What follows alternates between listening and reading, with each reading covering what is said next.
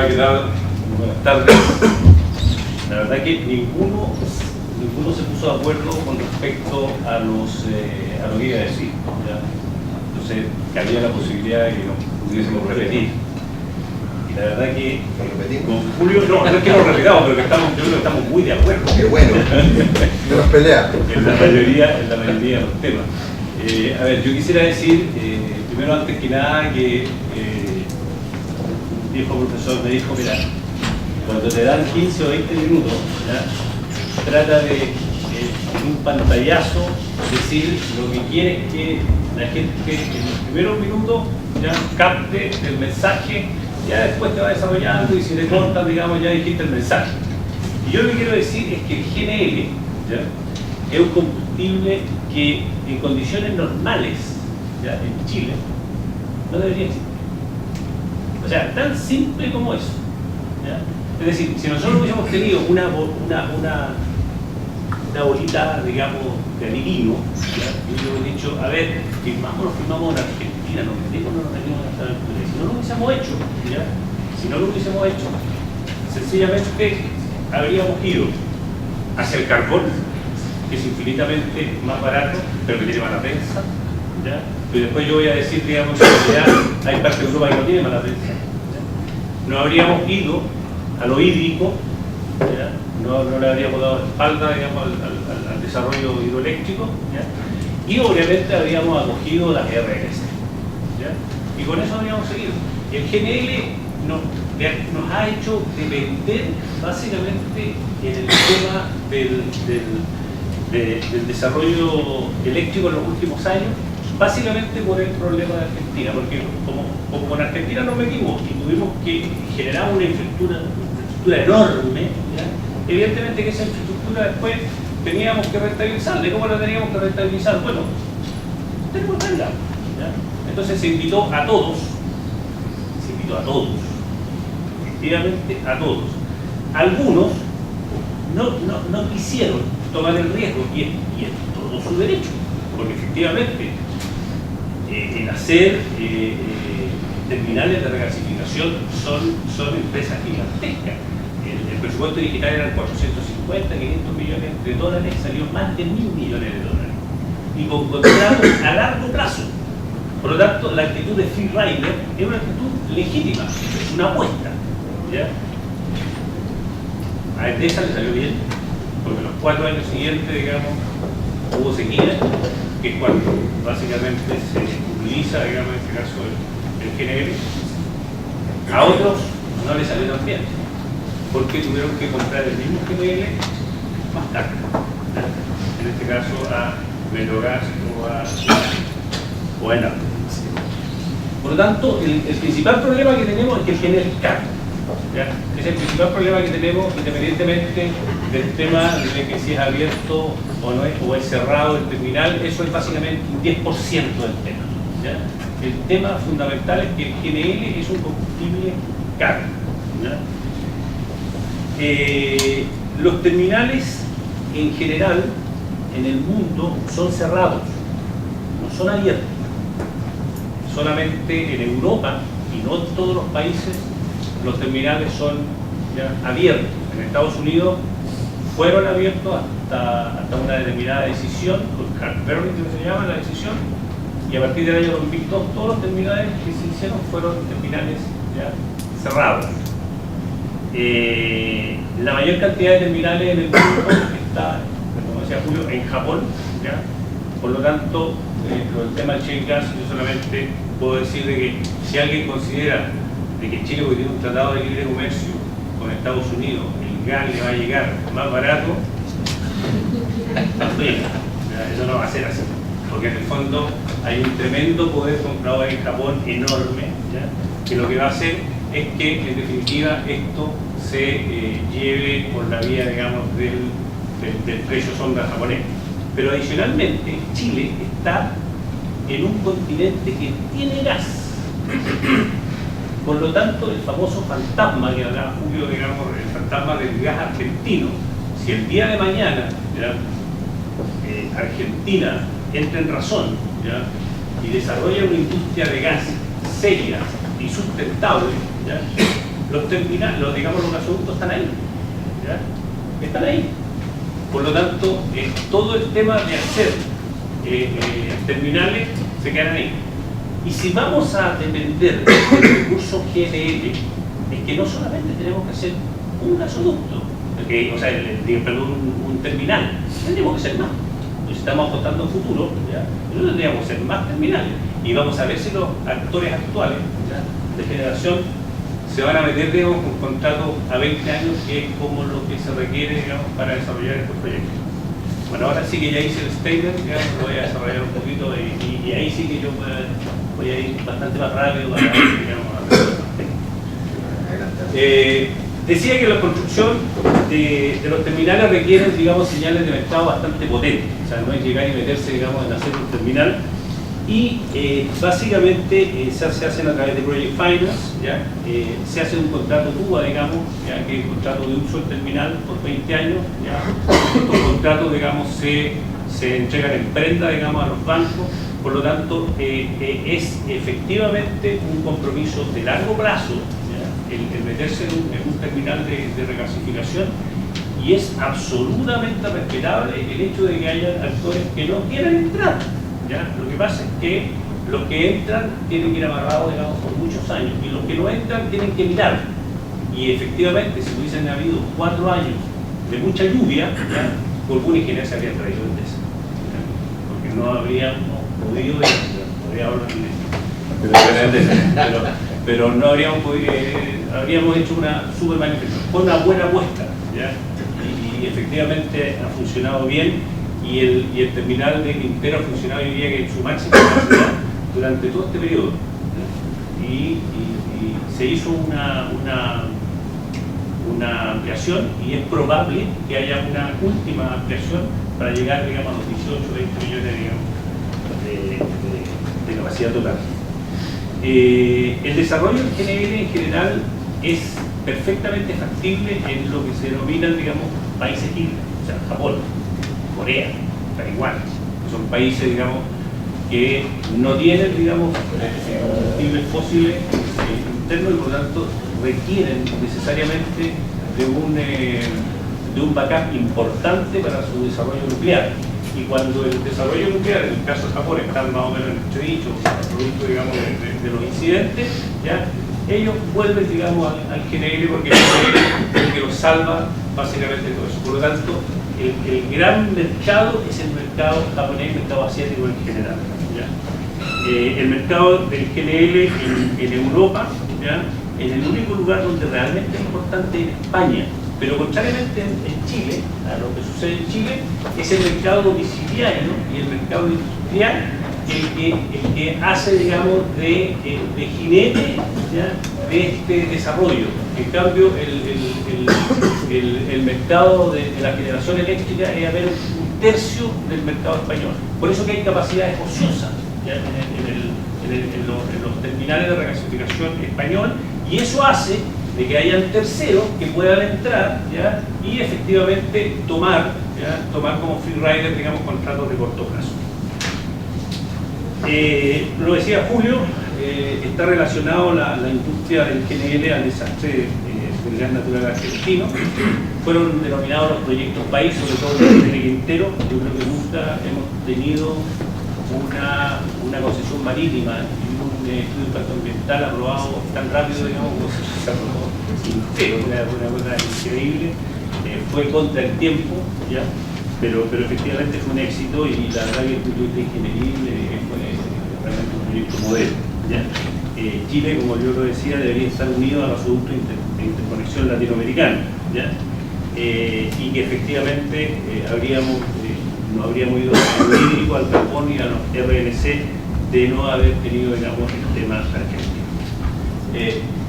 Aquí me quiero parar un poco. ¿Es el combustible GNL el combustible el desarrollo energético futuro? Yo ya dije que no.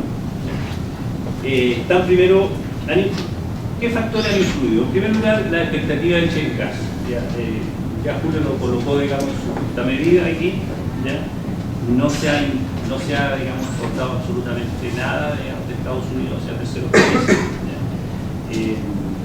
El GNL tiene un beneplácito de parte de las autoridades, y todavía no entiendo por qué tanto enamoramiento, digamos, con el GNL. Hay una tregua ecologista, por eso puede ser también ese beneplácito. Los ecologistas no han dicho nada, digamos, respecto de los temas del GNL, que hablan del calor, pero el GNL no habla. ¿Ya? Hay un desprestigio en Chile del carbón. ¿Ya? El mismo día en que, o en la misma semana en que Castilla, digamos, se rechazó, se inauguraba en Alemania, digamos, una planta de carbón con la misma tecnología. ¿Ya? Y esos son datos. ¿Ya? Y del mismo porte. Esos son datos. ¿Ya? Son obviamente sociedades distintas, pero son datos. El carbón es la mitad, digamos, de lo que hoy día en el mejor de los casos, ¿ya? Que podría ser incluso más. Tiene claramente un problema de huella de carbono, ¿ya? Pero desde el punto de vista ambiental, probablemente tal, yo he visitado centrales en Italia, ¿ya? Que están de Civitavecchia, que está cerca de Roma, ha dado un puerto que funciona, digamos, perfectamente. Y el otro tema que ha influido es que le hemos dado la espalda a los proyectos hídricos de Chile. ¿Ya? Es una vergüenza que en Chile solamente en los últimos 10 años se haya construido, digamos, una sola central, que es la que hizo Montbún, y la verdad que no se ven grandes proyectos. Pero el GNL mantiene tres características que no la hacen ser, digamos, la estrella que consideran algunas autoridades. Tiene un costo elevado, tiene un costo que no se ve, digamos, que vaya a bajar. Está la lejanía y están estas inversiones altas en terminales de regasificación. Si queremos confiar en el GNL como combustible estrella, o sea, ojo, ya aquí falta una ampliación más en el SIC, que es la región del ministerio, y ya no hay más, por lo tanto habría que hacer, ¿ya?, más terminales. O sea, Japón tiene 17, ¿ya?, y tiene 10.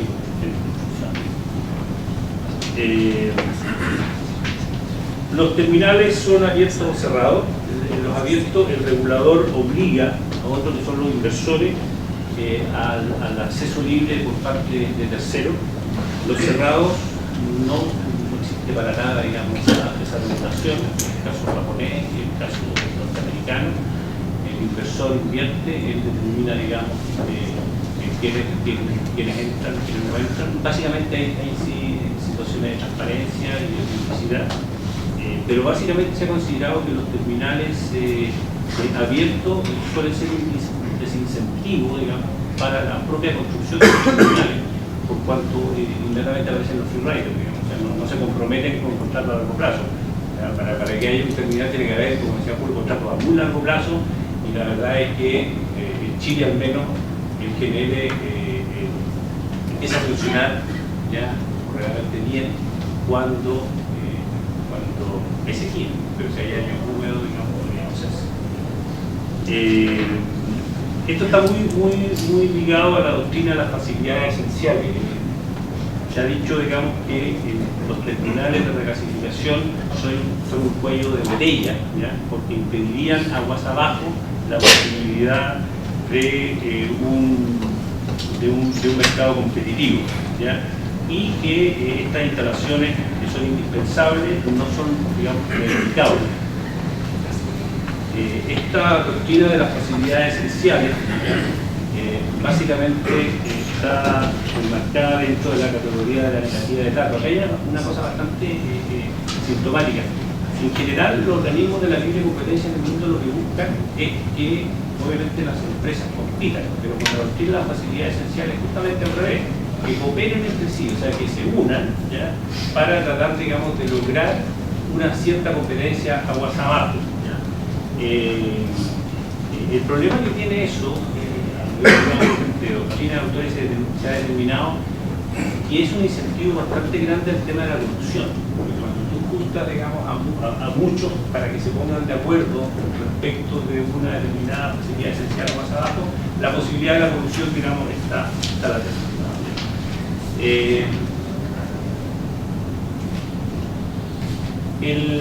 La doctrina de las facilidades esenciales, al menos en la práctica judicial en Estados Unidos y Europa, es de hoy día muy excepcional, ¿ya?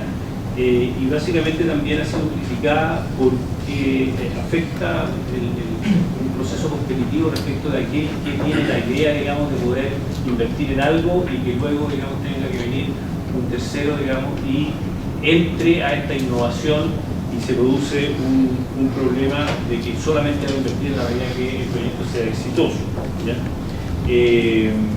En Chile, pasamos a la siguiente. No, perdón, antes de eso, simplemente decir un par de temas referidos a esta doctrina en Estados Unidos y en Europa. En Estados Unidos, la doctrina de la facilidad esencial es un caso muy emblemático, que es el de Estados Unidos versus el Terminal Railroad Association. En Luis es muy típico. Había una asociación, digamos, de ferrocarriles, eran 12 asociados y tenían un solo puente que cruzaba el Mississippi. Entonces era obvio, era una facilidad esencial. En ese tiempo era muy difícil limitar, digamos, esta facilidad esencial, y le negaron el acceso. Frente a eso, digamos, surgió la teoría de la facilidad esencial. Pero con el caso Hackberry, justamente en el caso del TNL, se determinó que ya no era una facilidad esencial y que por lo tanto era perfectamente factible que se pudieran construir, y como se han construido los terminales en Estados Unidos absolutamente cerrados. Los europeos es distinto. Los europeos tienen esa cosa, digamos, de regular más, digamos, de tratar de evitar atentados a la libre competencia, situaciones de dominio, etc. Y han empleado con mayor rigurosidad la doctrina de la facilidad esencial, ¿ya? Y tenemos el caso de España, que es el caso más extremo, donde claramente la doctrina de la facilidad esencial es lo que está detrás de los terminales abiertos en España, que, vuelvo a repetir, son terminales donde hay capacidad ociosa, y a la vez esa capacidad ociosa, evidentemente existe la posibilidad de acceso, digamos, de terceros. Hay un precedente, sí, bastante claro en la doctrina, en la jurisprudencia europea, que es el caso Broner, ¿ya? Que es un tema de distribución de periódicos, digamos, donde se determinó que no necesariamente tenía que aplicarse la doctrina de la facilidad esencial. Allí, cuando existía la posibilidad de parte del actor de poder replicar, ¿ya? Un circuito de distribución del periódico que fuera más allá de aquel que tenía, entre comillas, el monopolio de la distribución. Veamos la doctrina de la facilidad esencial en Chile. En Chile, la verdad es que si uno revisa la jurisprudencia, se encuentra con que el Tribunal de la Libre Competencia le ha hecho algunos guiños, digamos, en los últimos años a la doctrina de las facilidades esenciales, pero no derechamente lo ha hecho de forma explícita, sino que básicamente por atentado a la libre competencia.